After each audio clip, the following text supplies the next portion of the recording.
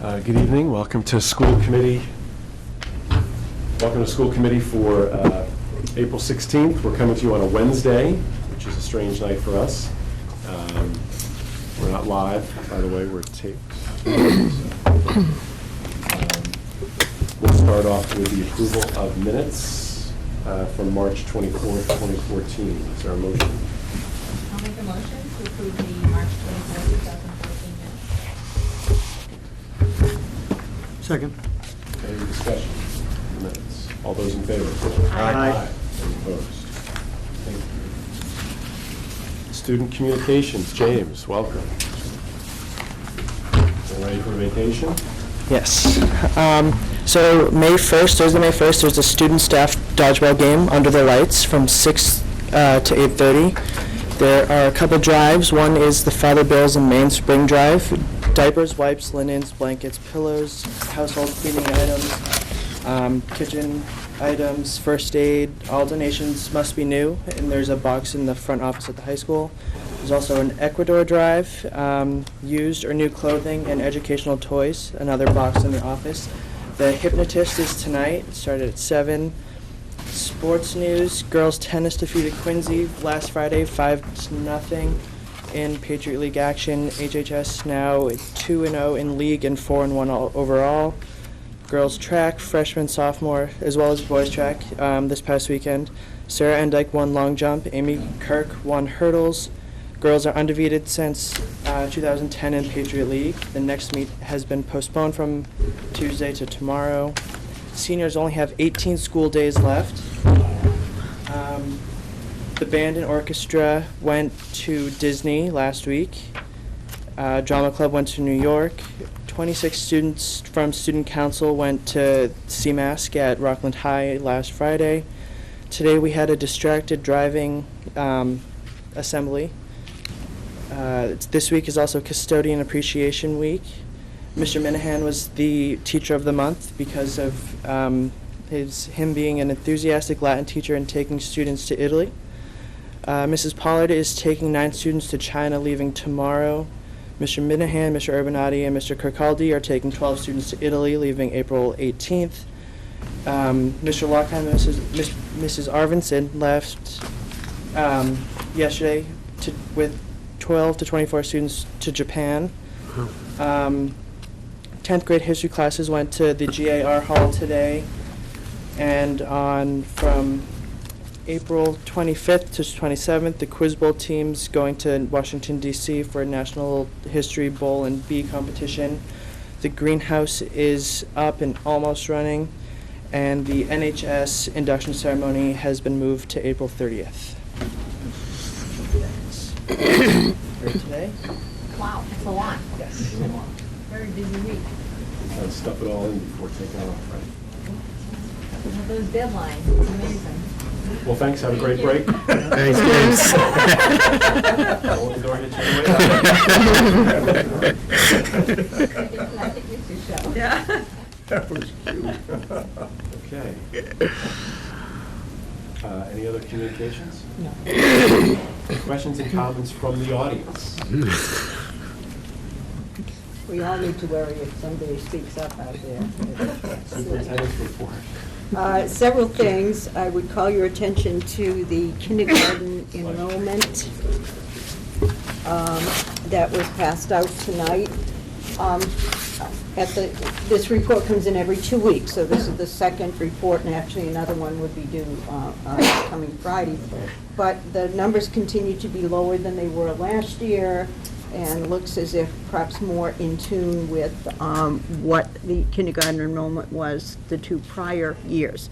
However, remember that that doesn't necessarily mean that overall enrollment is going down.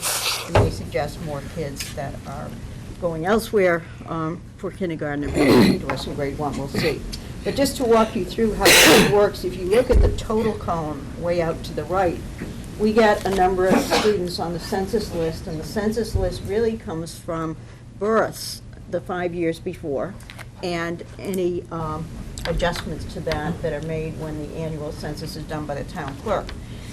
But it doesn't necessarily predict how many kids will be here, but it's a list we start with. So of the 239 kids on that list, 147 families have picked up packets. And of the 147, 138 have returned them. So the buildings then are in the process of narrowing that down to try and find where those other families are and what the potential is there.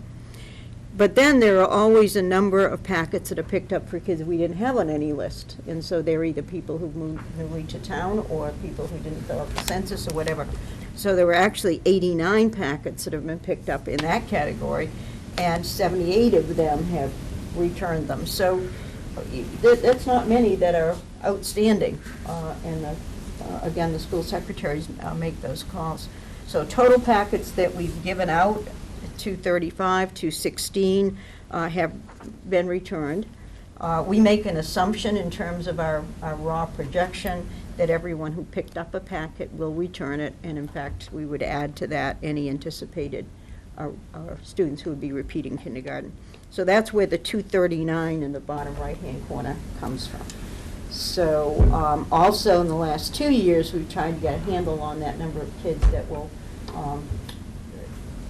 be in our first grade that were not with us in kindergarten.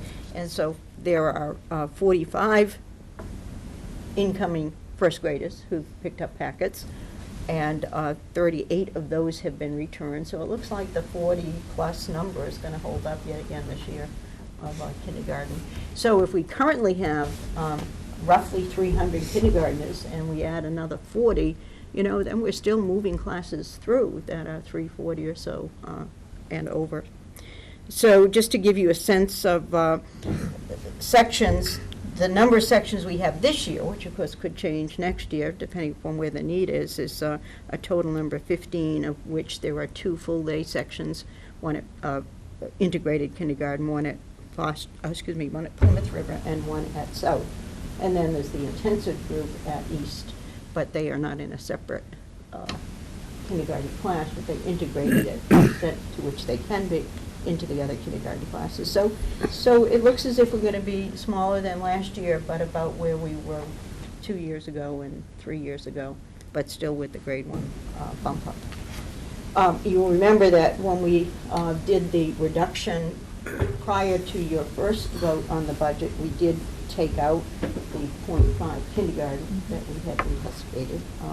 And so we don't have an extra teacher in the budget. Whether we'll have more than we need beyond that depends upon how the numbers break. So we will have those meetings. I mentioned that we always have the staffing meetings, and the week of May 5th, we will meet with, Ellen and I will meet with all of the directors and resource teachers, with Derek and with Paula, to look at what those allocations need to be. And then the next day, we are meeting with all of the elementary principals and looking at what those numbers are and what the staffing will be. So those meetings will be coming up, and we'll have a better sense of what our needs are and where we need to go. Second thing I want to mention is the Day on the Hill. You have something handed out tonight which came from MASC, so some of you may have received it at home. Hopefully all of you actually did, talking about the activities for the Day on the Hill, and also I included it because it has a list of some priorities that MASC have there. There was a question at the last meeting, I think it was from Andy, actually 2 questions, one from Andy and one from Ed, about homeschooling. With the 3 new students that we added at the last meeting for homeschooling, we have a total of 12 families and 15 students for this year. And that's been kind of a standard number over the years, not much variation from one year to the next. Ed, you asked a question about the things like immunization and so on. And many of our homeschoolers homeschool after they have been with us for a time, and obviously all of those would be subject to the immunization. There is wording in our guidelines, not about immunization per se, but about the fact that youngsters who would participate in our programs have to do so with the same requirements as the kids who go to school here every day. And that was intended mainly around things like the athletic fee and the physical for athletics and that kind of thing. So we don't have anything specific to immunization. But we do have language that talks about the same expectations in a health area that we could, build onto. So, something to think about. Are those families asked those questions? No, not, because the majority of them are not in our schools at all. So occasionally, we've had a youngster who comes for high school sports. And I can think of 2 occasions where we've had a youngster wanting to do something like band. And this year, of all of those children, the only one I know of participating at all in our schools is a child who started with us, so she has been immunized, and is doing, I think it's grade books at one of the elementary schools and homeschooling other than that, so. So the only question will come up is if you're a brand-new family. If you're a brand-new family, if such as the family we just entered, and we did not ask that question, but, I think we should ask the question just to get a sense of where we are. So, Dawn, I just had a question, if it's okay, right? On the kindergarten report. So, when you look at the census list, the 239, so really our total exposure, if you want to call it, for kindergarten students would be the 239 and the 89, which would be 320 kids, potentially, that could sign up for kindergarten. Well, yes and no. If you look at the difference between those who picked up a packet and those who returned it, I think that's probably our maximum exposure. Right, and I just... So that's a okay. difference of maybe 19 kids. Okay. So, are there some people out there in the 89? No, I'm trying to get to the fact so that I'm looking at that number of 328. So we're then saying that almost, 90 kids are going probably to all-day kindergarten. Somewhere. Are they going to kindergarten someplace, but they're not coming to kindergarten? Well, So I'm looking at the total census number plus the new people. well, except that the total census number, those people may not even live in town anymore. Okay. So they're there for one of Okay. 2 reasons. They either were kids who Just were at born birth. here, Okay. and there was not any recent updating as the result of census. And All right. some people don't fill that out, so, So they may or may not be in Hingham. yeah, they Okay. may or may not be in Hingham. And we try to contact them, but obviously if they're not here, it's not always easy. Just trying to get a sort of a Yeah. sense of if we were to progress to an all-day Right. offering, how many more kids are we looking at? Right. Might be something to investigate. Well, I think that if you use that number of 45, which is a pretty good average over the last 4 years of the bump up between K and kindergarten, if you make that assumption, then it's but this will change, there's no question this will change. Because it was done on 4/4, the enrollment period just started in the middle of March, so it'll change some, but we do get the bulk of the people early on. Thank you. Okay, a couple more things on superintendent's report is I wanted to give you a little update on some technology things going on, just because I think they're exciting and interesting, and we're a little bit ahead of where we had thought we would be. The 40 Chromebooks, teacher Chromebooks, have been ordered at the middle school, and in fact came in. And in fact, Karen Condon and Joe have been, whatever they have to do to set them up, and the 6th grade teachers are going to get them before they leave tomorrow to start playing around with them. Derek and some of his helpers at the middle school, we've identified 2 teachers that are part of a team, and of course Karen Condon and Joe and Derek have developed a written professional development plan for the spring and summer. It's pretty interesting, and some really creative ideas. Some taking advantage of the local expertise we have, and some looking for outside expertise, so that's great. In the last 2 weeks, you remember we, 2 years ago, and then again more recently, said that we were exploring an online kind of course to pilot, or series of courses to pilot.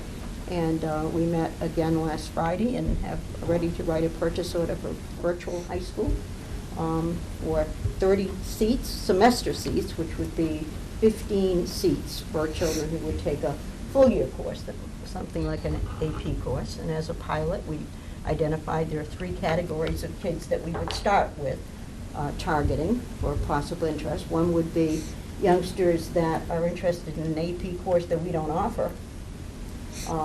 Others would be kids that really need a particular course, like an AP, but just can't schedule it because so many of those courses are singletons. And the third category of student for our initial targeting would be youngsters who've run out of courses in our sequences. That's kind of typical in math and foreign language, more so than in some other subject areas. And then if there were additional seats, we can look at youngsters that might be interested in some electives. So it's something that we're going to pilot for next year. We have to enroll now, and as soon as the original first run schedule is built, we'll have a sense of how many kids may need these things. But in the meantime, Paula will put a notice in the next newsletter, and the counselors are already aware that youngsters who might be interested, should they have a conflict, should put their name on a list so we know who to contact and be able to act quickly. So that's exciting.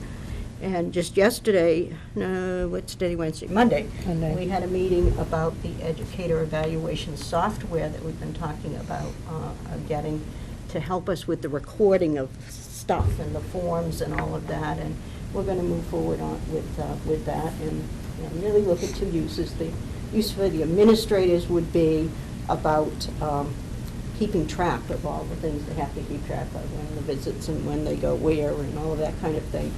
The interest for teachers, and a number of teachers have expressed interest, is more about being able to store their evidence electronically, and that will be something that they'll, have an option about doing or not, and be able to do kind of digital portfolios instead of these big binders of evidence. So those are all exciting things that we're moving forward on, and as I say, in the case of the middle school, I think we're a little bit further along than we thought we might be now, but that's a good thing. So you think you're going to do all of 6th and 7th grade next year now, or? Well,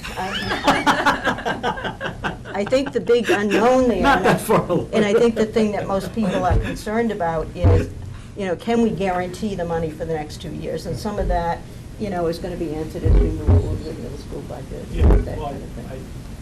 I So- think in terms of the construction budget, the technology construction budget for the middle school, there is sufficient money for a second year. Definitely. When we had our last meeting, we confirmed that. So there definitely is sufficient money in there to outfit a second year of 6th graders. Especially when we know how many 6th graders we're really going to have this coming year, because that's that number that ranges from 388 down to whatever, 320 or so. So that'll help when we know a little bit more about that. Now, will there be a further discussion as to whether, based upon additional monies available, whether the committee will approve the third, to outfit the third year as well? Since from a town perspective, Out of there will be contingency. some advantage, yeah, Yeah. right. Yeah, I think we've mentioned that we will. I mean, we won't get reimbursement if it's Correct. beyond the technology piece, but But of course, there's the concern out there, which I think is a very valid concern, not to act too quickly on things that, when we still have the demolition piece Oh, sure. to go through, so. Yeah, we do still have that kind of concern hanging over what might be found when we start taking down. yeah, that's fine.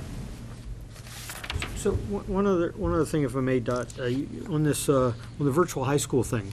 So if a student is taking this because a course was not available or there's not, do they would they get time during the school day then? The way this to do that? particular program works, a number of them are, you could start in October or November or whatever and do the thing at any point.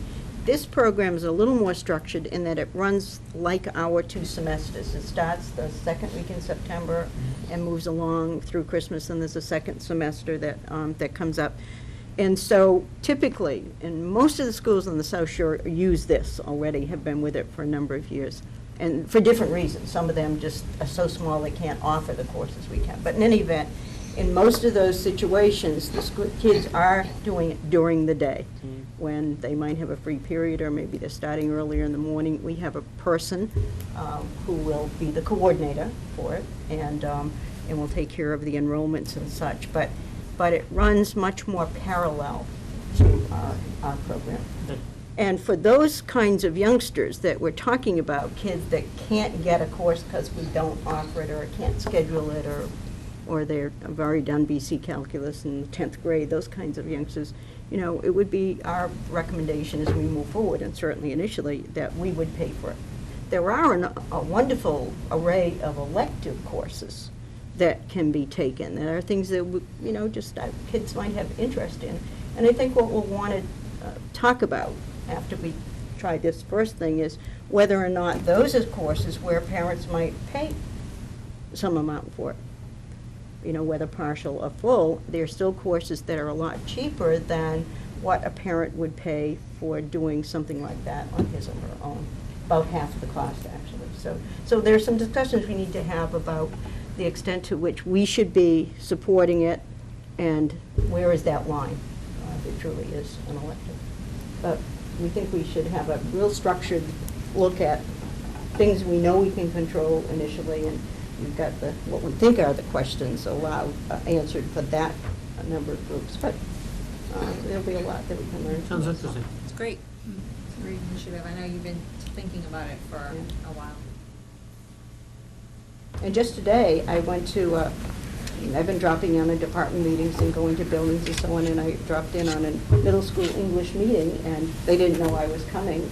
And there were two teachers sharing with each other, with the group of teachers, what they're doing with Google and Google Docs in English, and very excitedly sharing with their peers. So that was nice to see, especially since they didn't know I was coming. Yeah, they're actually having the kids write papers on Google And share Docs. together. Exactly. Yeah. Great. That's a good report. A lot of stuff going on. No unfinished business. Oh. Specific items. Moving on to new business. So, school choice is an annual consideration. Ever since ed reform. And so you've got the language of the law, which is that there is a hearing and that we take a vote, and we've always done the 2 and the 1. But I put this, normally we're doing this in early May, but this agenda was lighter, so I said we might as well get some stuff on it, and I put it here. But, if anyone felt uncomfortable about voting for tonight, we could vote at the next meeting. I think the only community on the South Shore that is involved in school choice is Avon. Ray, do you need a motion? I would love a motion. I'd like to make the motion, the Hingham School Committee votes on the resolution withdrawing from participation in the state school choice program for the 2014-2015 academic school year. Second. Second. Any discussion? All those in favor? Aye. Any opposed? Okay, next, I mentioned at the last meeting that there are lots of new requirements for collaboratives ever since there was a very unfortunate impropriety, not in our collaborative, but in another part of the state. And that prompted some new laws and requirements for collaboratives, and much more sharing of the business of the collaborative with the member communities. There are 10 member communities. So I've suggested that the special ed subcommittee might be the entity that could review for all of you some of the things that require an action. And those things are in the Dropbox for their review, but also if any of you want to read the full documentation. But one of the requirements that doesn't require an action is that periodic updates of just happenings of the collaborative should be shared with school committees. And so Hank Perrin at our collaborative has decided that he'll put together just a little packet every time we have a board meeting of things that should be shared with you. And so that's what this is. Actually, we're mentioned in it in that we hosted a collaborative program for a couple of years at Plymouth River, and then the past 2 years at South. And that particular program, the language enhancement program, is being phased out, fortunately, because likely if our enrollment grows, and if we are able to retain the 2 elementary teachers that we've got in the budget, we could need that space. So that's being phased out, mainly because the numbers have gone down, and in fact, the children who are in that program are children that most districts feel they can serve in-house. So that's there. Budget and tuition rates were approved. Every time we meet, if you look on the back side of the second sheet, we approve monthly the budget to kind of know where we stand. And that's a copy of the most recent one. That's last Friday's budget. But I actually have the budget for the collaborative, which our board has approved. It's about this thick in a big book. And that I didn't put in the Dropbox, but I have it in the office, so anyone who would want to see that has an opportunity to see it. The third thing will require a vote. The last 2 years, you know, we've been voting the representation, and I've been the representative. We've done that in the fall, trying to standardize it, so we're now going to be taking that vote in the spring. So at the next meeting, I'll be asking for that vote, even though you say, didn't we do this? And, yeah, we did, but this is now for next year. And there's an online training that we all had to participate in for membership. That's very new. So this is just FYI, it'll appear. There is an action that we'll be asking at the next meeting, and that is that there is an agreement, a requirement for agreement between the Department of Education and every collaborative. And so it's a multiple-page document. I'll be asking Special Ed Subcommittee tomorrow to be the ones to review that and hopefully make a recommendation to the full committee that Ray should sign it. That's another action requirement. So you'll be hearing a lot more about this, and just wanted to mention that so you would know what it is. Yeah. I thought approximately how many kids from Hingham attend the collaborative, or that we're responsible for? I'm going to say it's between 19 and 28, somewhere in there. 19 and 28? In 28, yeah. There were two, the reason I say it's a wide range is that I think we have 28 total kids in a collaborative, and I think it's 19 of them are in our social collaborative. Okay. So I think the 28 is total collaborative children. Okay. Thank you.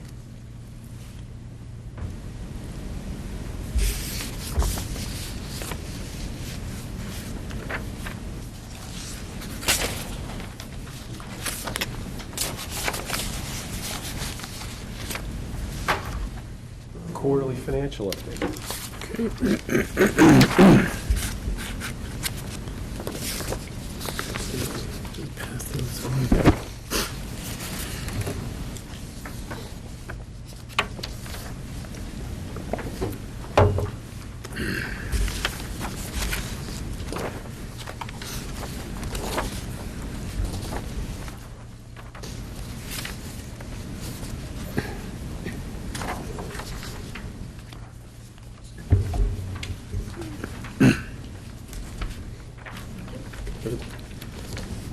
So the second quarter financials for fiscal 14, right now, as of March 23rd, we had 60% of the operating budget expended and another 32.6% encumbered. And then going through the forecast, I also estimate that we have about another 6% of spending that's not encumbered that would be included. So at this time, I'm estimating there's approximately 1.3% of the budget, or $530,000, that's uncommitted. And I would suggest that some of these funds really could be available for the committee's use at this time. Special education is, you know, the big drivers, of course, in any budget would be personnel, special education, or energy charges. And this forecast really shows a combination of two of them. Special education is very positive. And when I say a positive variance, that means that it's less than what we've budgeted. We've been and energy expenditures are significantly over budget or in negative to the tune of $200,000. So I'll discuss a few of these in detail. As you can see, some of the breakdowns, the salary accounts, we have a positive variance of $97,000. The primary driver of this is we've had a custodian supervisor position that has not yet been hired, which is actually being posted this week. So that's the large majority of that, plus a favorable hiring season, if you would, where, we've been able to hire below what was allocated within the budget. Then also some of the maintenance variances, if you actually looked at on the individual details, because of snow, we have more overtime for custodians and for maintenance personnel, so that they all offset. But at the end, it's about $97,000 positive for personnel. Utilities and gasoline. Now, utilities have to do with the electric in the building and also the gas. So this would be heating, electricity, and then also fuel expenditures. When we look at our bus driving, transportation, that the diesel fuel runs about, in regular budget, would be about $150,000. But excessively harsh winter causes us to burn more gas, more oil, fuel, and then also because we're circulating the waters, the electricity bills tend to spike as well.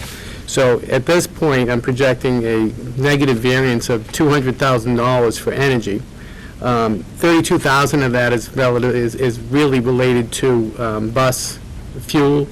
Another 30 I have encumbered at this point because I'm still anticipating that we could take possession of the middle school, the new middle school, by the end of this month, which would necessitate having to pay electric and maybe a small amount of heat for a couple of months. So I've got 30,000 resolved for that. We reserve for that at this point, which could be higher or lower, come the end of the year. Since it's a brand-new building, I really don't know what it's going to run at. Clearly, everything would be toned down to the extent we could, but we may have to boot things up to get them balanced, get the chillers running, and some of that could add up. And I just don't have any idea of how much the energy is going to have. The last forecast on this one, I had only 50. I had 50,000, so I freed up, another $20,000. Now I'm only reserving 30,000. But then, the cold winter persisted back in January or early February when I talked about this. The cold winter, it is, even this morning it was 32 degrees and snowing out, and the next couple of days. We have to provide a comfortable environment for the kids. The law says after May 15th, we don't need to have heat, but if it's still 40 degrees, we're going to be providing heat. That's all there is to it, so that we keep a conducive learning environment. So energy is a negative 200,000. Now, if we didn't have a very positive variance in special ed of $630,000 positive in special ed, we would be going back to the town saying, hey, this winter has been harsh on us, and we don't have this money, yet we have to pay those bills. It is, in this sense, the energy is really snow and ice, But it's really 170,000 over. That's true, the middle school, yeah, right, because they're 30 for the middle I would school. imagine the rest of the town is experiencing the same. Oh, everybody, We don't it's, have as many buildings, Yeah. obviously, but it's up 20%, 20% or more for everybody. I'm sure if you look at your houses, you're up 25, 30% probably. I know I am, so. And of course, the school books are as well. I'm not required to keep a comfortable environment in my house. There were lots of jackets. Lucky you. Race jackets So, in my house. special ed is a good story. We have a positive variance of $630,000 right now, and that's primarily related to the tuitions. Fewer kids than anticipating having to go. We had unanticipated graduations, and we've also been able to retain some students, and we actually brought a couple of students back this year, which is really accounting for the large majority of that variance. And then also, we had Voc Tech. We had one less student in Voc Tech. And then we have Voc Tech Transportation in there, too, that for 10-4, which we've been able to manage in-house. So that's really what's accounting for that $630,000. And to put that in perspective, if you take out the 30 for the Voc Tech and say it's 600, there's one tuition there that we no longer have. That was a $200,000 plus tuition. So it's not like there were lots and lots of swings here. Just one tuition can make such a difference. For Voc Tech, really? For Voc Tech? No, Oh, I'm saying if you special take ed. out the 30 for Voc Tech, that gives you the positive variance, and it's a 600 in special ed, Right. but of that 600, 200 of it is for one tuition. Yeah. Question on this. So In the January report, you were estimating a $590,000 variance on Yep. this same category, and then now you're at 630, yeah. So, I still have money reserved for potential, I mean, it's a very fluid, it's a fluid arena, so, and there still is money reserved for active discussions that are going on. So this number could be higher or lower come the end of the year. We have one student who's been in 3 placements since January. So, Okay. you know, so it does shift, Liza, that's why, and it can be very, very fluid. Okay. So, yeah, the numbers could change, and as I said, by the end of the year, it could be higher or lower. But I think that it will certainly be positive in the special ed arena. You know, with that in mind, you know, there's also that petition for home rule that's out there, that, you know, be on the warrant.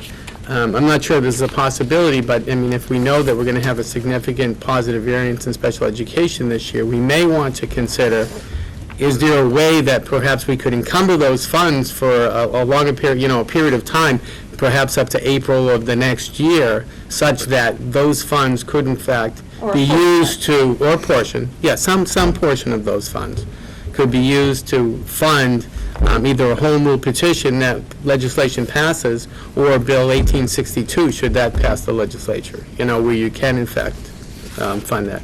I'm not sure it could happen, but it may be worth, you know, at the committee's discretion, if you'd like us to investigate that, you know, then once we get, you know, close to the end of the year and we know what the numbers will be, we certainly could do that, you know.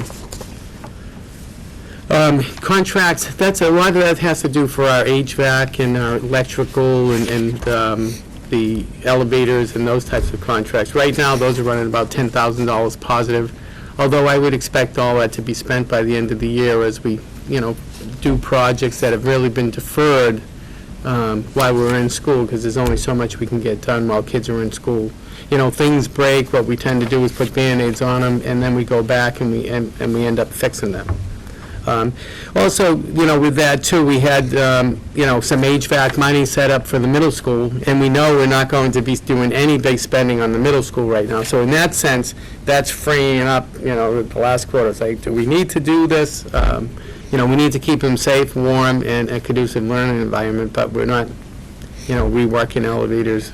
If the elevator broke, of course, we'd fix it, but if the heat broke, we'd fix it. But we're not doing anything major because the building will just be demolished. So I would expect those contracts, it's saying $10,000 positive right now, but it's primarily going to be spent. The other accounts, the 4,600, this is really, it's negative 4,600, money's encumbered. Typically, by the end of the year, there's, you know, there's a lot of lines that will free up of about $500 or $300 as the POs aren't completely spent. So that money should probably turn positive. Paper's in there too. Our paper inventory is in good shape.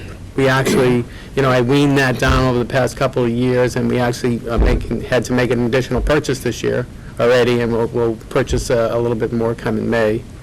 And capital budget, I think that we have a vast majority of that money already spent, and we have the other projects in play right now or being worked on.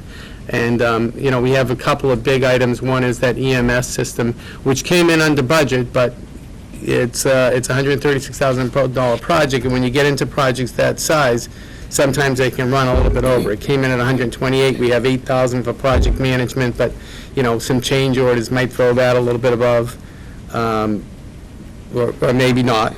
But we also have the cell phone system where we were able to, through the Capital Outlay Committee, use $25,000 of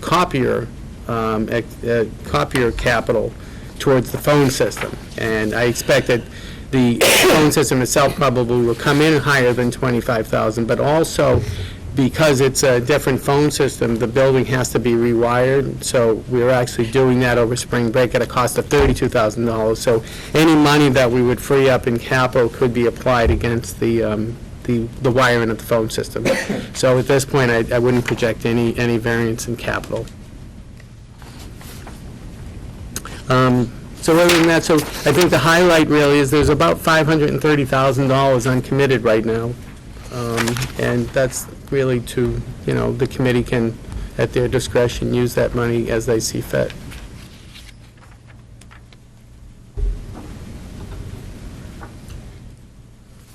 And it's later in our agenda, we had our long-range planning committee meeting earlier this evening. I can talk to you in a little more detail about the capital piece and some thoughts we have about funding.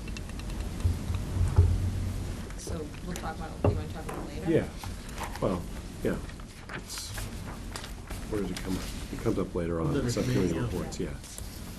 Any other questions on questions? Andy? Yeah.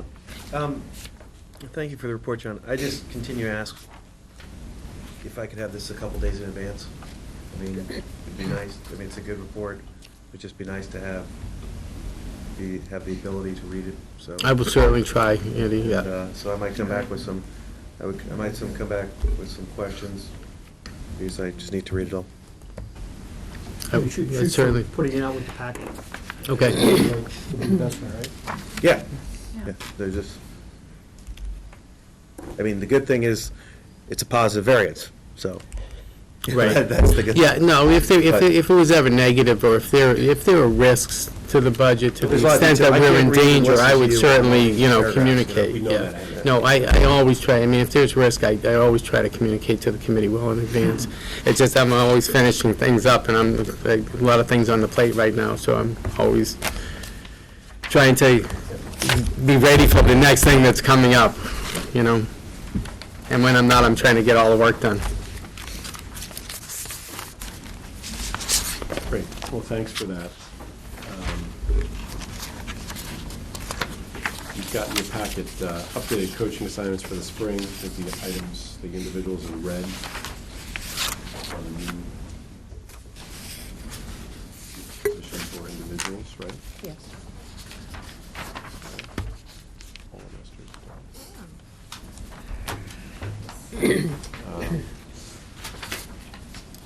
Any questions on the coaching assignments? We have retirement. You'll remember from our program review for Family Consumer Science, Estelle Cowie-Bryan is retiring the end of the school year. We have got... And this was one that we did not know of at the time of the closing out of the budget voting. But it is one where there may be questionable savings because there's just not a large pool of candidates in this field, so might not be as much in terms of savings, but we anticipate some. And then the others there, I've tried to annotate so you have a sense of what are the ones we've been waiting to hear from and what are totally new. The East School teacher one, that's one of the folks on leave that we had been waiting to hear about, and she will not be returning, so that is a resignation. There's no budget impact to that because we had made that assumption. We have a teacher who resigned effective last week, going into a different field of work. We did know about that. That was one of the things that was on the reduction list for the February 24th meeting, so that will not impact the budget. The alternative leave for the high school science teacher, second year of leave. This was one of the ones we had been waiting for, and she actually is extending her leave, so that will have a positive budget impact. New full-year leave for next year, first year full-year leave, so there'll be a small impact there. Younger teacher, so not as much of a budget impact. So I'll continue to try to keep you apprised of these, but that's where we are at the moment. Okay. Were there 48-hour No, items? Excuse me, I do. Oh, I just- sorry, John. Yeah, if I could, I just wanted to make the committee aware of a pending bid protest that may occur for an elevator bid that we put out. We put out an elevator bid back in March for regular maintenance. I mean, this is really a solicitation for quotes, and, we send out prevailing wage, and we give them a document and give them an estimated number of elevators that we're gonna need for inspection, and then we asked them for the hourly rate and supposed to give them the number of hours of an estimate. Well, on the bid sheet that we sent out, we failed to put the number of hours for the estimate. So when we got the bids back, the companies, the bid sheet, the bid pricing sheet really wasn't clear, so the companies were all over the place. One was doing an annual rate, one was doing a quarterly rate.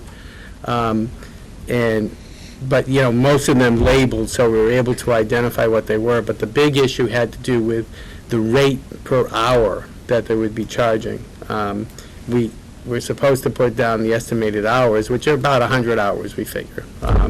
You know, so because we didn't do that, and the rates would range from $150 to $295 per hour, I rejected all the bids. The lowest bidder, the presumed lowest bidder, because their inspection fees, they put very, very low. As a matter of fact, there was no charge for the personnel that would be involved in the inspection, because they had to pay the inspection fee, and the inspection fee is $400. They take exception to it because their rate was $190, and their inspection fees were like the lowest. And but when I came down to trying to evaluate the bids, I couldn't put a total cost against them. So I rejected all bids. They called and said, you know, I want to protest this. And I says, well, I'll make the committee aware of that tonight. And I also called the AG's office, and I told them what actions I had taken. And they did say, you know, you took appropriate action because you have to put estimated quantities in. So I will deal with the attorney, but I just wanted to make you aware that this, I don't expect it to go anywhere. If it went to the AG's office, she said we would just dismiss it because you took appropriate action. You couldn't read. I'm going to rebid. I rejected, You are gonna rebid. yes, I rejected all the bids, and I'm going to, we're creating the worksheet such that nobody can, you know, here's the quarterly times 4 and how much, and get totals in there, and make sure we have estimated hours. The issue will have an opportunity to bid again. Bid again. Yes, absolutely, yes, Okay. yes. You know, so, but I didn't, I wanted to make you aware that the attorney, the contractor's attorney called me today. And I called her back, and I told her the reason why I did that. And I said, well, I'll make my committee aware of it tonight, and I'll also call the AG's office, which I did do. And I spoke with the attorney on the day, and she says you have to put estimated hours down on the sheet. And we missed it. So it was an omission. But the rejection of the bids, it's fair, yes. Yeah, everybody was rejected, and. That's right. Starting again. And no one called you to tell you missed it? No one made you aware that you admitted that? Well, they put down an hourly rate, and they say for one was $150 an hour, one was $190 an hour, but unless you know how many hours are estimated. But most people think that if they're used to seeing an estimate hour, they'd call you up and what's the job going to be? Yeah, it's not, the bidders aren't always, it's not always This as, is for the inspections. no, the elevators for regular maintenance, and, you know, quarterly inspections, right, for lifts and for elevators, and how much will you charge for those? And then what is your hourly rate, such that we have to call you for repairs? For next year. Okay, so when we say, Nothing with their repairs from this year.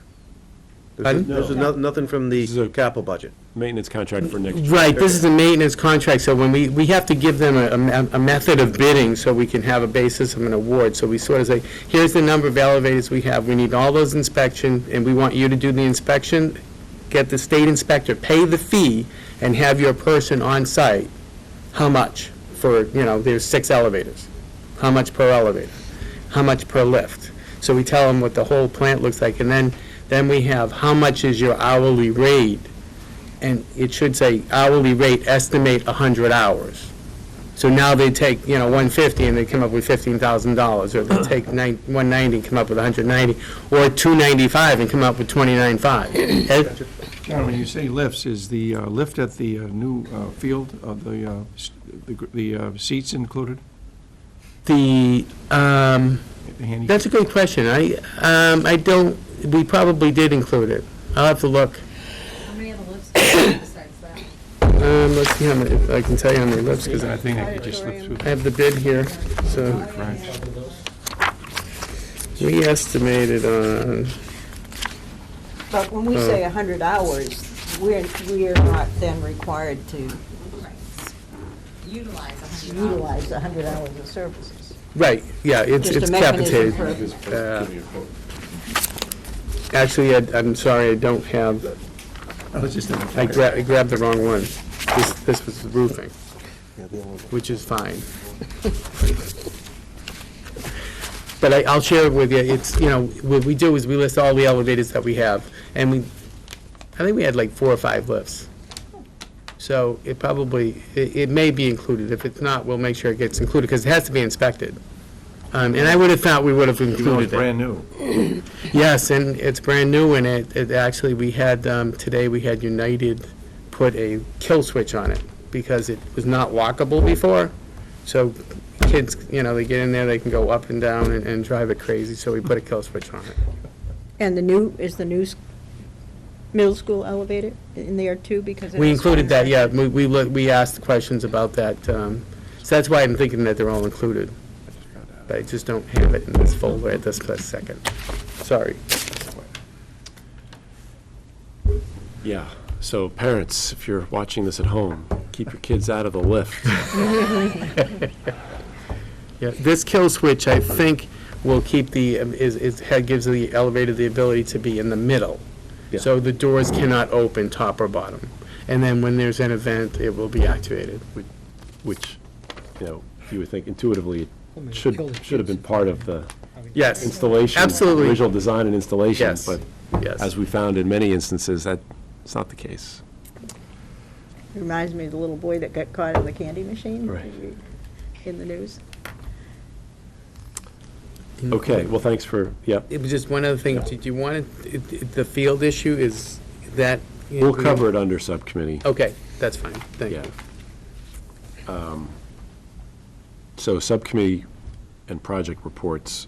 So talk about middle school, and we can go into the fields at some point after that. But, so just a little update on the middle school. So as you saw in the budget update, John mentioned that we may be getting a certificate of occupancy by the end of April. So there have been inspections going on for the last several weeks. Fire department, Board of Health, building inspector. There have been some additional things that have been requested by the fire department, in particular, a ladder, an additional ladder to gain access from the 3rd story to the Library roof. library roof, correct. So if from the 3rd story of the academic wing to the library roof. I haven't seen I'm not sure if I've seen the cost for that yet. I don't think they I think have it came in the interim, right, since our last meeting. Just today, I learned of some additional sprinkler heads that are being requested as you come in the main lobby. There's a soffit protrusion that's wood that blocks some of the spray from some of the sprinkler heads. So there was a concern that the spray might not get all of the areas that might be flammable. So AI3 discussed it with them and agreed, so some additional sprinkler heads are going to be installed, and we've asked Brate for pricing on that. This will all be done immediately, so it's not going to hold up anything. Some additional power failure testing is being done, make sure the emergency generator kicks on immediately when it's supposed to, particularly since we're going to have equipment that'll service town communications located there. We won't be able to get a permanent sign-off from the Board of Health on the wastewater treatment plant now. There's a laundry list of things they're going to require before they'll issue that. I think the key one being that they actually want, if you recall, or maybe you don't, when we did the design, we ran the force main temporarily around the outskirts, but really where it wants to be is right where the current school is. So they allowed us to run it essentially within the wetland buffer on the western boundary, with the understanding that once we took the school down, that we would reroute a portion of it to connect to the wastewater treatment plant. So understanding that we would need to be online before the building came down to operate the new school. So that's, they actually want to see that reroute done before they'll issue a final sign-off. So that's not going to be We until. can open with the temporary. Absolutely. So they'll give us temporary, I think, which will last for as much as 6 months, Okay. while the number of things that they're looking for final sign-off get taken care of. But that puts a timetable on the demolition then, doesn't it? It does. Well, the demolition's going to happen immediately. It's really going to start the week after. By, I expect, if not the 23rd, by June 30th, there will be stuff coming down. Immediately after, so the 19th is the last day for kids, the 20th for teachers. That's the Friday. So by the 23rd, which is the Monday, and even a little bit before then, they might get into the gym to start preparing it for the hazardous materials remediation, to prep it for demolition. And it might be the week of the 23rd, or certainly by the 30th, that demolition will start. That's why we have that crucial drop dead date for removal of the modulars. So Which is what? Which is when? it's I think it's July 15th. I think we put in the bid documents the 11th. That's correct, yes. Okay, Yeah. and we'll talk about that in just a second. So I'm trying to remember all these dates and stuff. I'm just thinking if there's anything else on the school in particular. So it's remarkable the progress of the finish work. Building committee toured it on March 5th, and since then, it's even come eons. It really looks nice, really looks great, and it's very exciting. So the expectation is, perhaps by the end of April, that we'll have a CO and start the process of moving The things into it. technology stuff is happening Yep. this week. All of the teachers in different groupings have been able to get into the building to have a sense of what's going to be in their rooms, Did a so that couple will help tours, them as they're packing and such.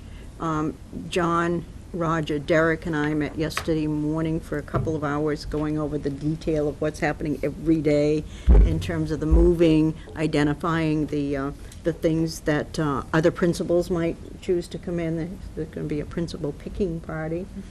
Some afternoon, they can come and identify things for their building. We'll identify those things that will, an opportunity for the public to see some of those things, but all in pretty fast order because of these deadlines. But they've got it all mapped out as to, what part of the site will be open over the summer and what part will be closed.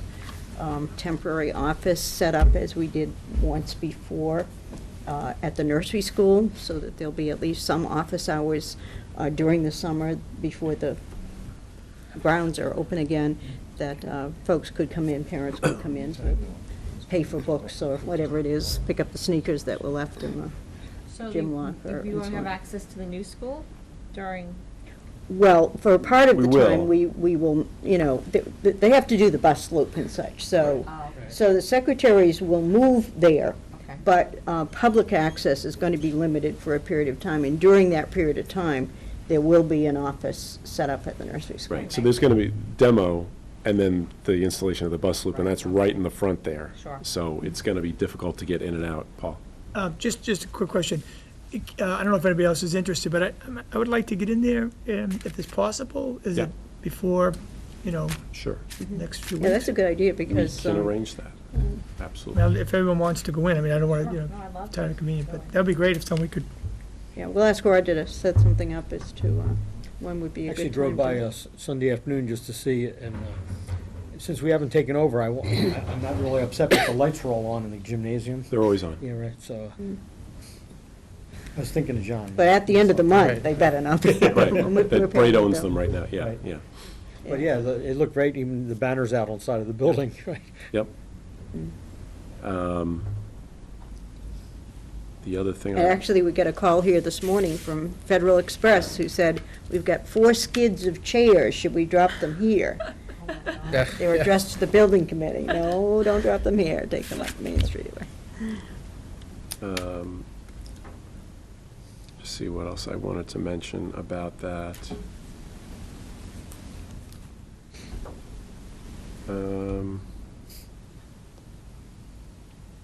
I guess that's it. Yeah, we'll set up a tour in the next, see if we can do something in the next couple of weeks. Sure.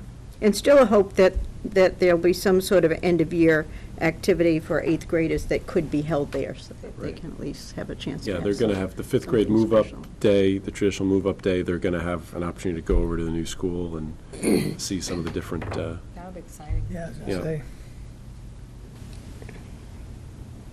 That was one of the requests that I had doing the community outreach with the schools. I just happened to ask Derek that question this morning because he happened to be at the one I was at, and he said he has some things planned for the 8th graders. Yeah. With respect to the modulars, we did not get one of the towns to come forward and Right. make a deal. So John prepared essentially the bid spec and sent it, I got it yesterday. You sent it yesterday to Bob and? That's right, yeah. So Bob Garrity's taking a look at it. Looked pretty good to me. I'll go over this with you. There was one thing I thought maybe we shouldn't offer up, but let's see what Bob has to say, because he's the guy on this. So we'll issue that in the next couple days, right? Yeah, actually, it went out it got advertised on Monday. Okay. So, and I immediately got a call from Triumph Modular. Great. So I told him, I Triumph? said, yeah, Triumph. I told him I don't have the spec here yet, but, it was supposed to be. Another modular company Yeah. that's interested in buying? from- Exactly, yeah. That's interesting. So, I shared him, I said, and I have a link where they can get pictures, so I said, let me send you the link for the pictures. I'll show you what I sent to the municipalities, it'll look something like this, so, because if anybody calls, I'm willing to do whatever they want, take a look, offer, tours at 2:30. Although the picture set is pretty good. If you, with the link that I put into the document, they click on that, they see sort of like every single classroom. I see the electrical, they see the outside view, they get a real good picture of it. And then they don't want to come because they see what it looks like and, what do you do? As you're walking down the corridor, you're just looking, oh, okay, that's a good classroom, it looks clean, so they can see that from the pictures. So the plan is to have the bids opened on May 6th, and then we could be in a position to award on the 12th when we meet, first time after town meeting. So, I sent a reminder to the municipalities too, saying, if anybody's interested, talk now, because I told them I was going out to bid. I talked to Boston, they're still sort of interested, but they haven't taken any action. I think Millis, I heard from another person in Millis that gave an interested for another reason, but gave an indication that their committee or their people decided it was too expensive or too costly, so I think Millis is out. Winthrop was really pretty interested because they couldn't get somebody to build, do the 4 units that they needed because it was so small, so they were really interested, and they had budget money already, but they haven't come forward. So I sent a reminder out to everybody yesterday saying, if you're interested, let us know, because we've got to know, so we'll see where we go. Just a thought. Most of us took a hike around several schools 3 years ago and then again last year. Yep. And my sense of Foster, we postponed both Foster and Plymouth River, some window evaluations and some remediation in both those schools. I've been, as I think we all have, in the modular classrooms at the present one at the middle school. And I just can't get over the idea, just past the idea of gluing or welding those modular classrooms to Foster. It just seems to me that it would generate 5 outstanding classrooms. I mean, they're as big, if not bigger, than anything that we have right now at the middle school. Have we exhausted that idea? Well, I'm not sure that if our immediate need with respect to the 2 older buildings were about space, Right. that might be something to think about. I think our bigger issue with those 2 buildings, but particularly Foster, is condition. And it's not so much space, it's condition. And so if you would expend the money to move the modulars and build the necessary corridorway and so on, in a way you may be, wedding yourself to a building that you want to deal with differently in terms of renovation or whatever's going to come next. They're also not up to current code. They were at the time. They're no longer. So if we were to move them and try to attach them to Foster, we'd probably have to bring them up to code, knowing the way things are done here in town. And that would be costly, and you'd have to weigh the value of that versus, so I think it's a good point. It's not so much space, it's condition of Foster in particular. Andy? Since you said space, I've always been concerned about the high school. I mean, next year we're getting an extra 100 kids in the high school, just from. Well, on paper, that's the way it seems, but we've had the same enrollment at the high school for 3 or 4 years now, so every year, we think because the elementary classes coming along are so big in the middle school. So, Well, I mean, just looking at the chart, it's 244 graduating, and it's 341 in the 8th grade, so. yeah, but It's what not gonna I'm be all saying is 100. it looks like it should be that way, and it isn't. But anyways, on the thing about space, obviously codes are a different issue, but one thing that's unique, I mean, when Dr. Ed was talking about Foster, the one thing nice about Foster compared to both East, PRS, and South is those are on hilly areas. Foster's flat. And then also when I look, at our high school in the back there by the parking lot, that's flat. And I do get sometimes concerned, since you just mentioned the difference, I just thought of this, about space versus quality, and I don't know about up to code, but I know like even in our gym, we're storing the election booths and stuff. I don't know, it seems to me, if we don't get a decent bid, now obviously if we get a bid, it goes away, but I'm almost thinking if there's a way just to even move them there to that parking lot, might not be pretty, but just to give us an option for a few years down the road, if we don't get any bid and we're just paying to destroy them. So, because it is flat, it is convenient there.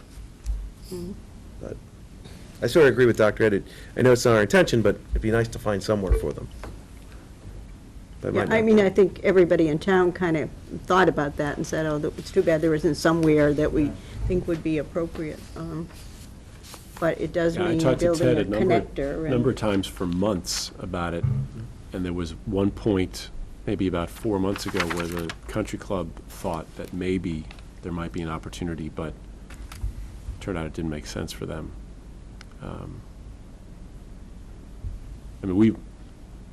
I've been talking to the guy at Vanguard for almost 2 years about assisting us, thinking that we were going to have to do something with them. Is there a way to, and during that time, having discussions with Ted and others about finding a way to use them in town. Nothing has come up. So, that process is moving forward, and hopefully we'll get the fact that Triumph has come forward already, it's Right, and encouraging. once we get this all set, we'll send it out to Vanguard too, to make sure that they have the opportunity to bid it as well. Did they give any indication about what kind of an interest they would have? Why? Why? Oh, yeah, because they sell modulars. So they know how to take them apart and put them back together, and they'll just resell them. Oh. Yeah.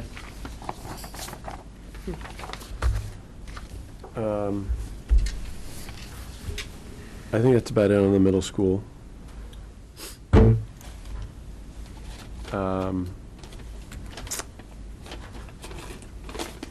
Maybe before we get to long-range planning, I'll just talk about the Fields project real quick. So Most of the remaining punch list items for the concession building have been completed, but not completely inspected, so that remains to be done. We finally reached resolution on the floor. Finally got the documentation and the specs and all the engineering approved by Gail. And today received and John approved a change order to have the work done, hopefully starting even as soon as this weekend, perhaps. The heat. It's not Right. 32 degrees. Well, part of the quote is to bring in heat, because it has to be a certain temperature in order Yeah, to to do that. to work. So it's essentially an epoxy flooring process. There'll be some additional grinding and leveling, and then epoxy coating will be put down, and it's going to have a texture, so it's a non-slip, similar to what's in the industrial science, is that what you call it, wood shop? Yeah. Industrial science room in the new middle school. It's got that floor, it's got that texture to it. Yep. They mix sand in with the epoxy. So I think that'll take about a week to 10 days to get finished, but the hope is by the end of April, or thereabouts, we'll be in a position to essentially go in ourselves, make sure that we're happy with it, and then have the Board of Health and other inspections done, so we can get that signed off on. I think the cost for the flooring is it's gonna be just under $6,000 to us, but that's half. Seaver is covering the other half. Gail initially said they were looking to charge us for additional engineering fees associated with this, and we told them no. So we haven't heard anything more from them on that since, and they've reviewed everything and approved everything without raising additional money up. Who knows if that will be raised again in the future, but, the feeling was that part of the problem was execution, but part of the problem was the bid specification, clearly. So that's very good news. Thresholds have been installed under the doorways, so the weather won't be getting in anymore. And the roll doors have been sealed where there were some gaps, and some other, the electrical work that needed to be done in the main concession room was done. So this latest change order includes all of those items. Some other good news, the Cable Advisory Committee is going to fund, and they'll vote, I think, in their May meeting, once we give them a firm price, they're going to fund to run fiber optic cable, at least from the press box into the school.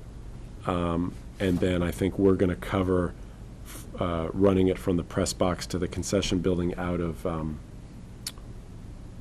security money. We're going to be working with cable to come up with the overall network. Yeah, I mean, they might cover the whole thing. Yeah. It's not Right. clear. Right. We have to figure out what exactly their run is, so we have a committee that's going to set up, we're going to meet at the field so that they can get perhaps their consultant down to make sure whatever we pull in will work with what they needed to work with. And what's that for? Or what's the purpose? Cable, for HCAM? It's So for they- HCAM. They can So do go to the the school? live broadcast. Right. Studio?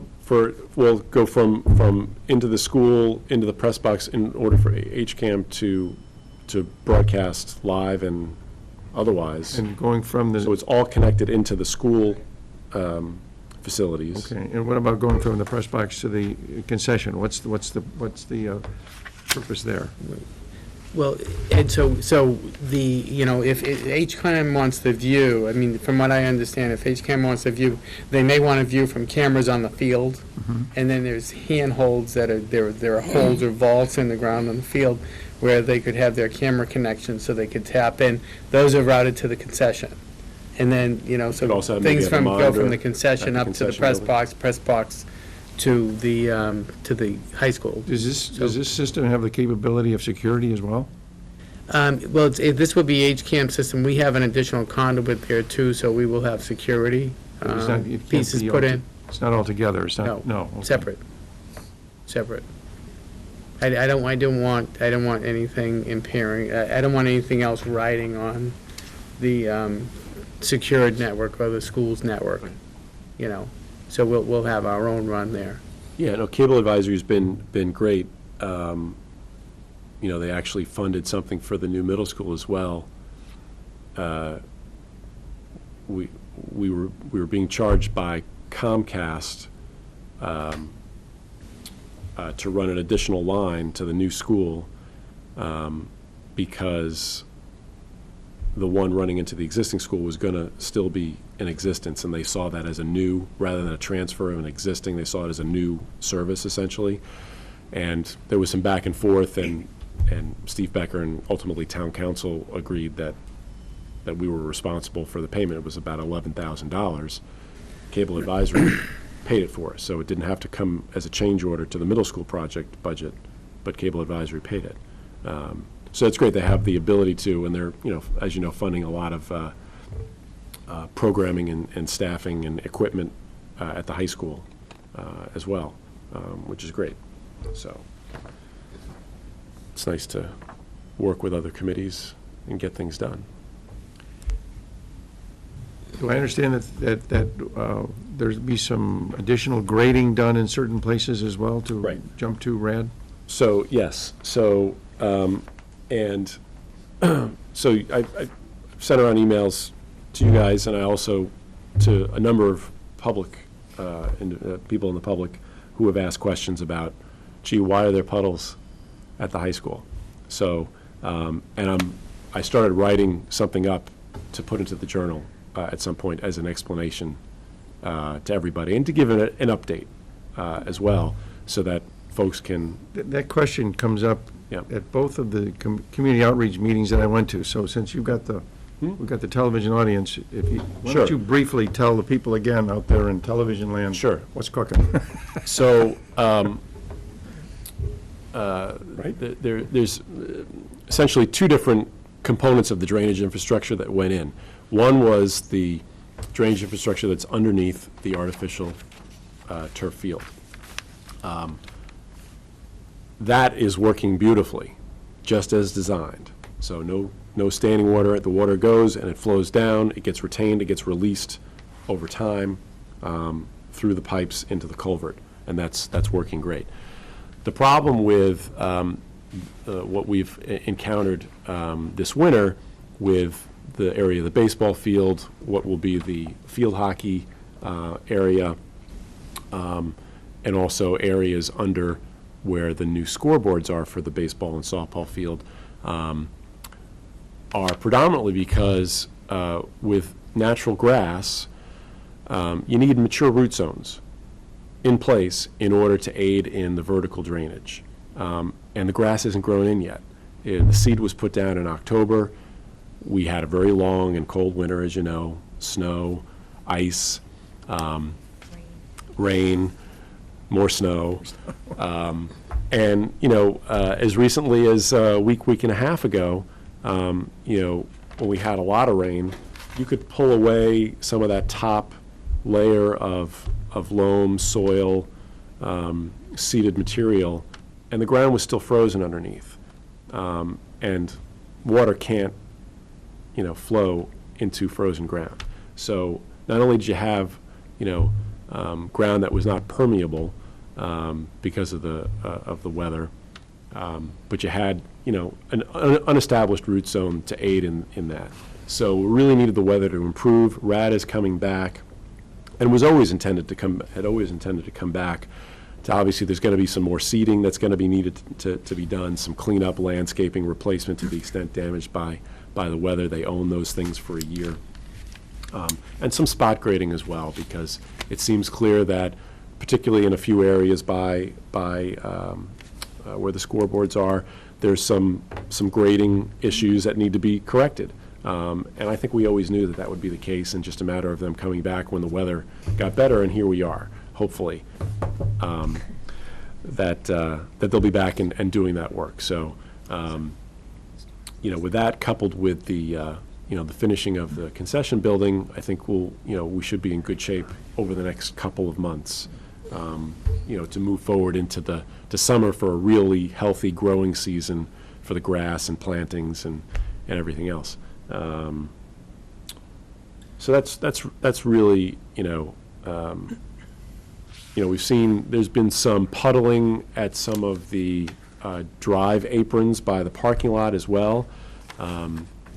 Roger Fernandez has assured us that this summer, when Union Street is repaved and we install that granite curbing, the grading will be corrected so that it'll match up appropriately with the new parking area, and there won't be any more puddling or water holding there. So hopefully that'll be fixed this summer, and it'll be nice to see the stuff really growing in and looking green instead of brown. So, any questions, Paul? Just one quick thing, and we may have talked about it before. I think the other thing too is when we're trying, the catch basins are blocked at this point, so the sediment's not gonna go through. That's That could exactly ruin the whole right. system. Right, so with the loose material that hasn't been established as grass, we have that filter material, kind of like socks almost, over the catch basins. And in fact, Tom Perry went out there about a week and a half ago when there was a lot of rain and a lot of water, standing water, and he tried to remove some of it, and the water flew into it, and you don't want that, because it'll bring all the material into the drainage pipes underneath and clog them up, and that could be really damaging permanently. So we need to keep that filter cover over the catch basins a little bit longer until the grass starts to grow in, so we don't clog up those pipes. That's a good point. Thanks for reminding me of that. Yeah. One thing. When we're talking with RAD about the continued work, Yeah. can we talk to them about some kind of possible temporary irrigation during the summer? Because if we're going to be, relying on this season of the grass really growing in, and depending on when they can do the seeding because of this drainage work, if then now we get to the season when it's too dry, then it's not going to take. And so if, I don't know if that's something we can factor into it, but, it's pretty bare now. Yep. And it got washed away. I mean, we've had a tremendous amount of Right. rain this season. Right. So that would just be a concern as we're getting into it, and keep this grass growing. Right. Then it gets dried out come July, then we're back to square one again. Yeah, So well, they own it to make sure it Yeah. grows in properly, and I think that, we can suggest that, I think it would. yeah, I've tried growing grass in my house, and the water is so critical that, We have Well, irrigation there. There is irrigation. there is there, but- irrigation, and not everywhere. No, the softball field's the only, I think the baseball field and field hockey have irrigation though. Hmm? I think, the old softball field, we didn't put it there, we have it stubbed. That's right, it But- is stuff. There is but we have irrigation, that's irrigation right. The only elsewhere. place that there, that's right, the only place Yeah. that there isn't irrigation, remember, we talked about this, and we decided not to run it there now, is the varsity softball field in the corner. which is That's right. kind of the Yeah, I thought we had But it's irrigation. mature. I mean, Biggest- that's already Because mature. because it lot. had to be cut, Yeah. yeah. It's there, it's just not connected. and then I think it was 22 or 24,000 Connected, right. to redo that, and we thought that that was money that we could spend in the future if we had an opportunity, but Yeah, not. I mean, and this is, this first season, it shouldn't Yes. cost that much, but Right. Yeah, if we can get them to. No, it's a great cover point, it. particularly when we heard last night that Aquarian uses as one of its ways to conserve, putting water bans on in the summertime. There you go. So, We won't have any grass. right, But there are trucks that, Right, yeah, you know, yeah. people can bring in, and Yeah. Rad owns it, Rad's gotta make it grow. so they will be They'll do a responsible different kind for- of seeding. They won't, they'll probably do hydro seeding depending upon what time, and they'll just put different combination of grass seeds in there. yeah. But if it were a drought, they Yeah. have some obligation to. They do, but it's a good point. We'll definitely talk to them Right. about that. I mean, that was one of the value engineering items that we never opted for because it wasn't enough of a value engineering. If you call way back a couple years ago. Right. Remember, To said, say, hey, you take care of the lawn and you make it, you take care of the grass and you make it grow. And I think it was a $6,000 credit and we didn't accept it. You know, So it became their responsibility. it's a responsibility. Right. Remember that? Yes, I do. Yeah. You reminded me. And you don't have any, there's no invoices or anything? Well, we have one invoice from PAR for, in the amount of $12.75 for engineering service, project management services. Yeah, PAR is okay. PAR is good. We pretty much told Seaver we're not paying them anything more until the floor is done, we inspect everything, and we're satisfied. So, I think we both told them that this morning. Yep. Okay, so if just Pat, you want to pass that, we'll take that Sure, right now. yeah. Okay. And in here, too, there's just the change order that I signed, just for FYI, for the committee. That's all.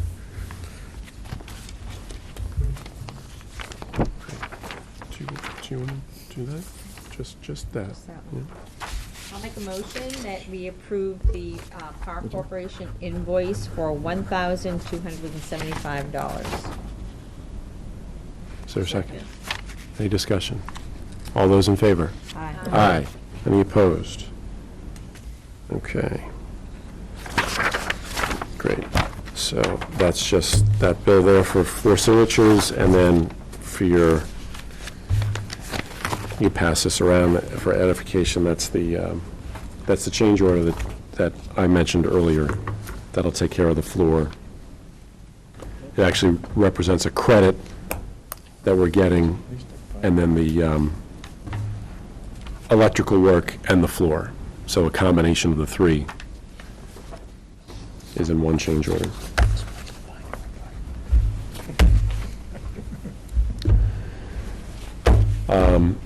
And that essentially being paid out of remaining contingency, we're still Yeah, positive. Yeah, we're still positive, yeah.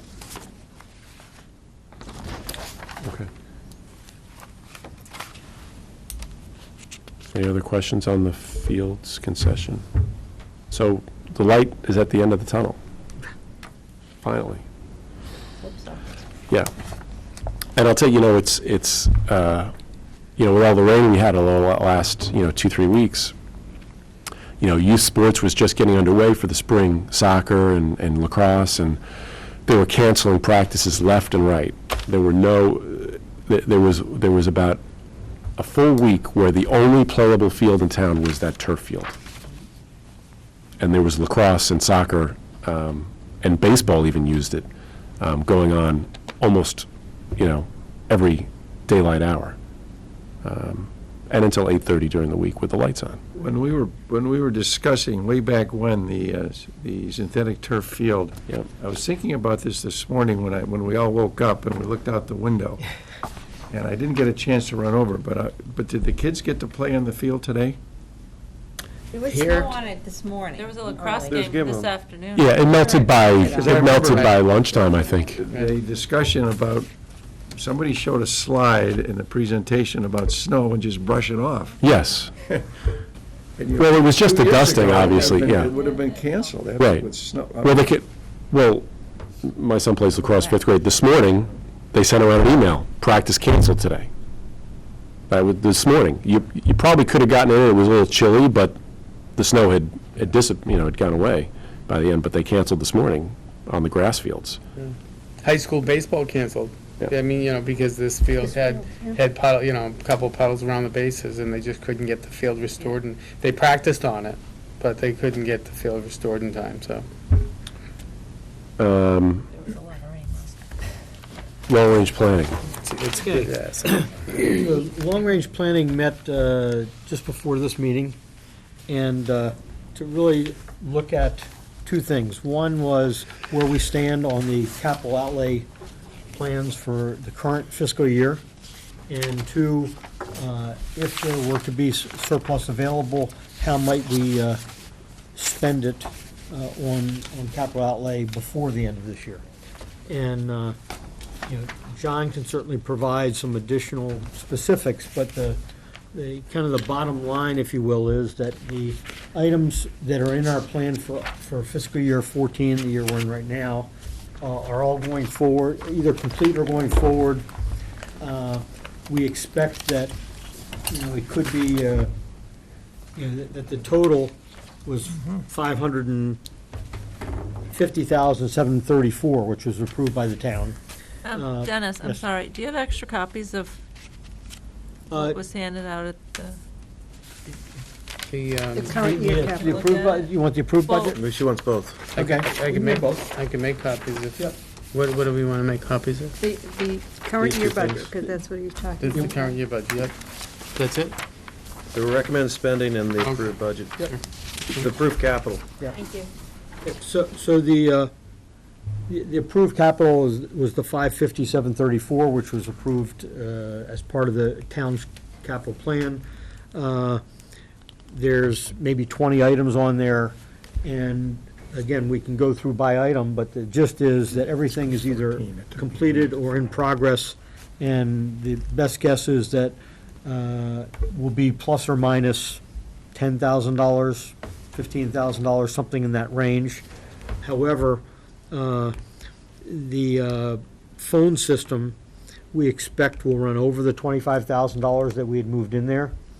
And in addition, as John mentioned earlier, because we were switching over to a new system that will be compatible with what the rest of the town is doing, there's about $32,000 worth of wiring that has to be done, which will be certainly more than any positive variance we would have on capital we would expect could be applied to that.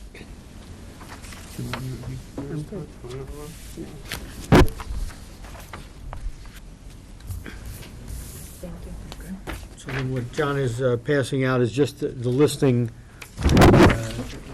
was approved last year.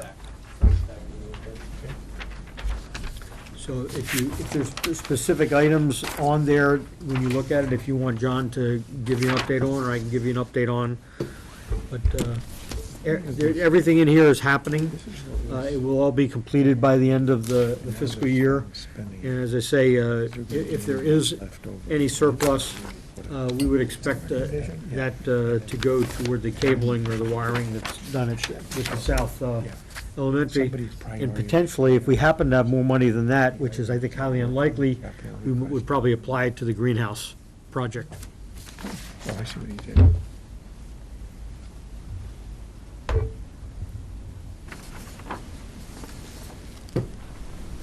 Although the greenhouse is coming to an end, Dennis, so I think we're doing very good there. Yeah. I mean, we did apply that $6,000 from, Exactly. that we authorized back in October. Like I say, I think it's highly unlikely that we'll see a surplus that'll exceed what we have in the. The in phone cable. wiring will take care of it. Exactly.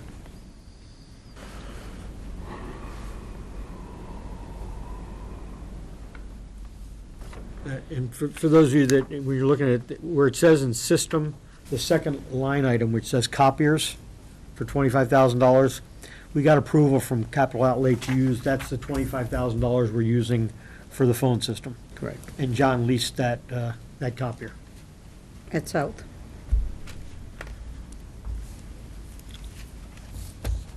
Everything else is as stated on here.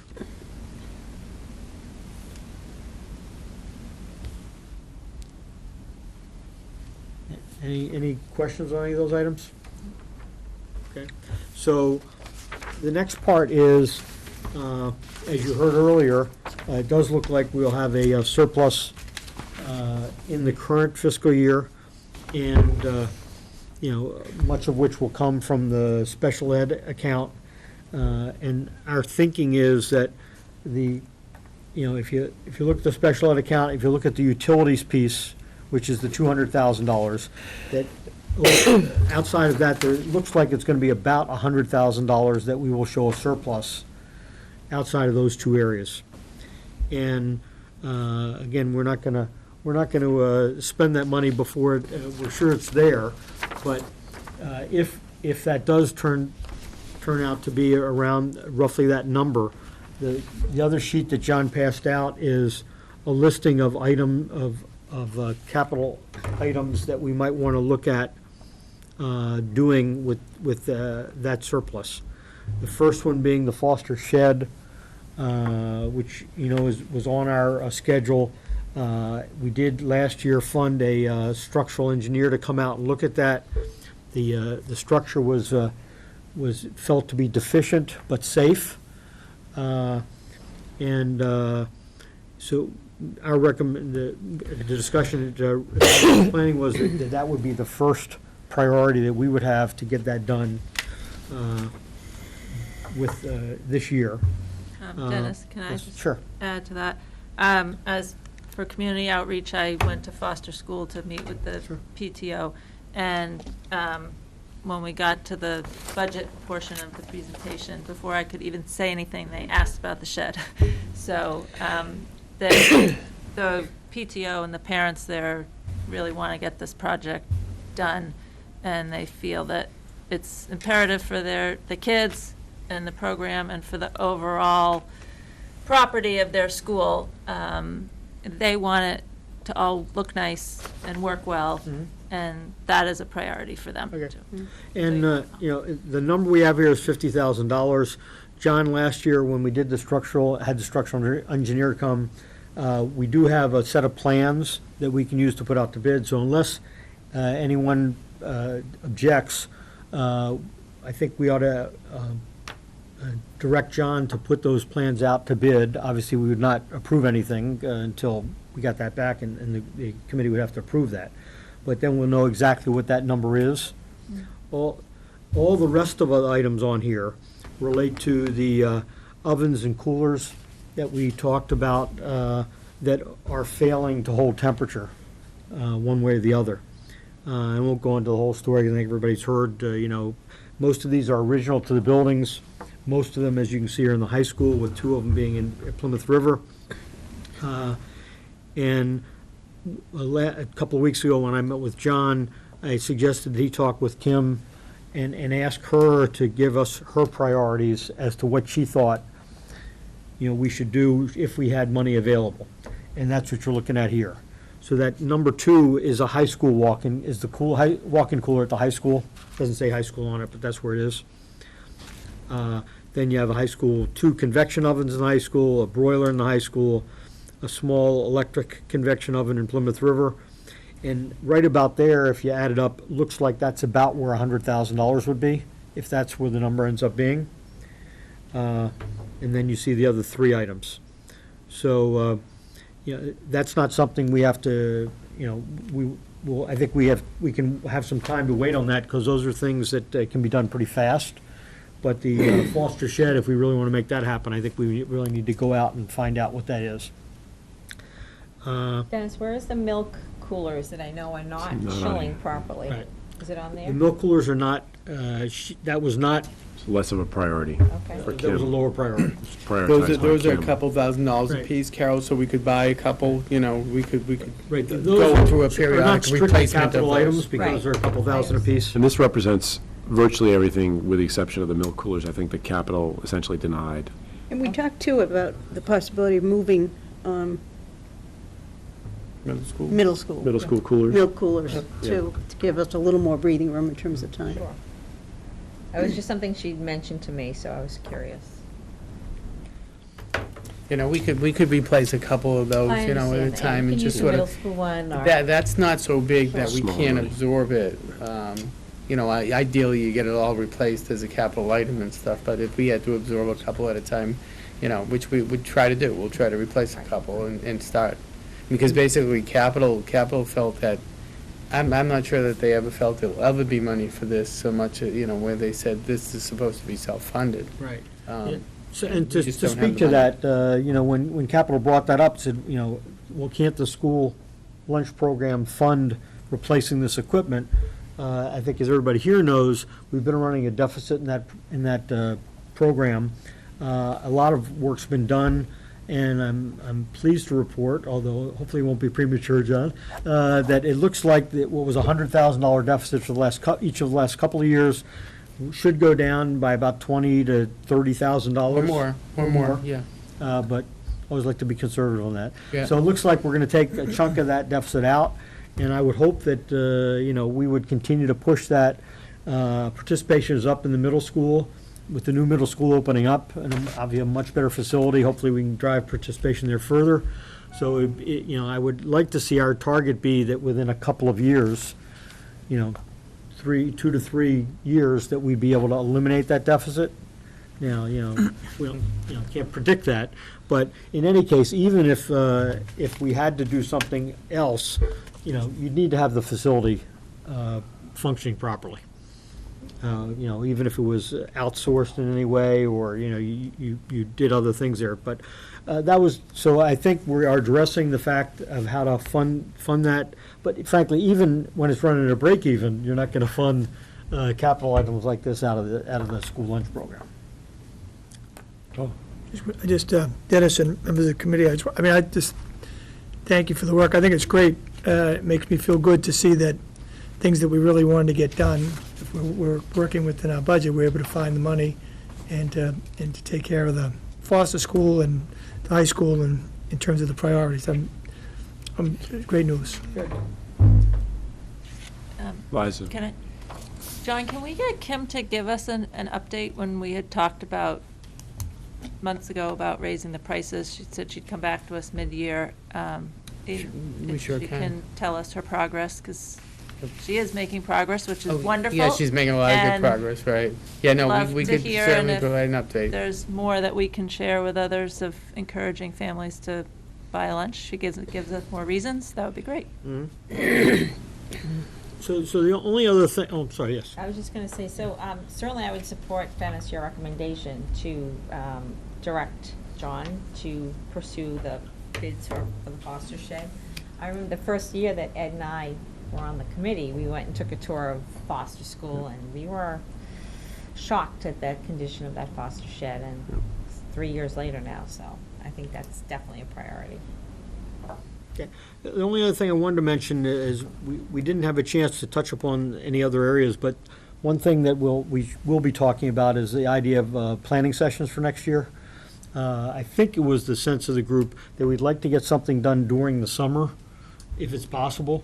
So, probably either our May meeting, we'll maybe look at potential dates where we could do something during the summer, because I think it would be helpful in terms of the budgeting process and so forth, to try to get out ahead of that. If we can do it, in July or August, probably July would be the best thing, so. Planning for what? Like we did the planning session last year, it ended up not Oh. happening, the school committee. It was late Didn't October. end up happening until October, and it made it a little tough. So if we can give, if we would have a day and talk about what the approach might be. I know Liza sent something to me about that, there's a person available to help in that process if we want to take advantage of that. I think at no charge, is that right? Yeah, MASC, the Massachusetts Association of School Committees, has some new programs that they run for committees, and that's all part of the fee we already provide. Yeah. And they will come as the facilitator, which then allows everyone to participate and doesn't need to have one of us be facilitating. So I made a call, and it was in the newsletter, the quarterly or monthly newsletter. So I'm going to follow up with Dennis on that So the only thing I would just to have you just be thinking about that, it would be my sense that we might want to have more than one meeting really focused on the budget piece, and maybe a second meeting focused on the school committee goals side of things, which aren't necessarily one and the same, but, we can certainly talk about that. Question for you, though. Would something in as early as July be Yeah, I was just premature going for to- budget? Yeah, it would be premature for two things. One is, certainly I would like to see a date set. I think July is hard for us because we have a couple of goals. For example, we're doing a kindergarten exploration, and so, our plan was to have that done for maybe August. Right. It would be hard to get it done for July, because we get such a late start this year on that. So I like the idea of setting a date, absolutely, but I do think July would be early for both of those things. It's too close to the And again, looking at that, do you think is it feasible to do it like mid-August then? Yeah, Yeah, yeah, okay, absolutely. okay. So again, we'll try to let everybody know early in advance, far enough in advance that perhaps we can Feels find a day. premature. We can find a day to do it Sure. in August. Be thinking about that. So nobody plan any vacations in August, just letting you know. Well, at the Block May, out the month, because we need one day, or half a day. at the May meeting, because we have only one May meeting this Right. year, we would be looking at the school committee calendar for summer, at very least for summer. And maybe in the context of setting something up for our regular summer meetings, we could consider this. Good. That's it. Great. Any other questions on that stuff? Great. Okay. I don't think there are any other subcommittee reports. I know there's a meeting scheduled this week. Tomorrow night, Right. community outreach. And policy is coming up. Not till May. May. It's in May 2nd? Yep. Yeah, Special ed subcommittee, that's tomorrow, right. Great. The only question I have, and I know you're obviously meeting, and I haven't met yet, but are we planning, is the plan still to do something in the spring for? In the fall. We're gonna do it Or in the not till fall, fall, okay. because, with all of the delays. Well, that's with what I was just Concession asking. and then the hard May is too winter. busy. May is a very busy month. Right. But in addition, the field is not gonna look its best the Right. first week of May. No, that's what I was We have a just lot of thinking work after still to our do. Yeah. discussion. Right. So we're looking at maybe homecoming in September, late September. Okay. So there'll be more information coming on that very shortly. We do have an executive session, so, Just express a thank you to the chair ferry. oh, yeah, they are comfy, right? They're comfy. Took a minute, huh? I'd like to make a motion that we go into executive session to discuss strategies related to collective bargaining with the HEA and not to return back to public session. Is there a second? I'll second. All those in favor? Aye. Individually. Aye. Aye. Aye. Aye. Aye. Aye. Thank you.